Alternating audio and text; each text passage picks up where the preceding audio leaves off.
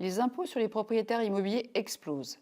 Réintégration des amortissements pour le calcul de la plus-value en LMNP. Taxe foncière plus 50%. Nouvelle réglementation des PE. Évolution des régimes fiscaux. La pression s'intensifie sur l'investissement locatif en France. Dans un contexte budgétaire tendu, l'État multiplie les leviers fiscaux pour élargir l'assiette des recettes. Dans ce contexte, voyons avec un exemple concret pourquoi acheter un bien locatif entièrement en cash constitue souvent une erreur stratégique. Prenons le cas de Martin qui se situe dans une tranche marginale d'imposition à 30%. Il a acquis un bien locatif de 200 000 euros intégralement payé comptant, générant 10 000 euros de loyer annuel. Après déduction des charges de copropriété de 1 250 euros et de la taxe foncière de 1 000 euros, ses revenus nets s'élèvent à 7 750 euros. Il décide d'opter pour le régime microfoncier avec son abattement de 30%.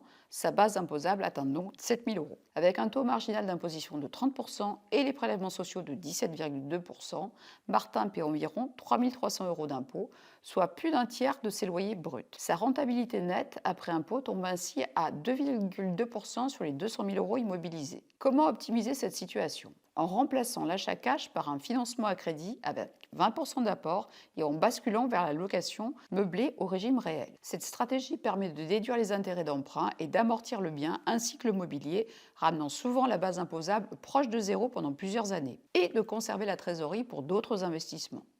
Le rendement sur les fonds propres s'améliore considérablement grâce à l'effet de levier. Ces stratégies d'optimisation demandent une expertise spécifique pour être mises en place efficacement.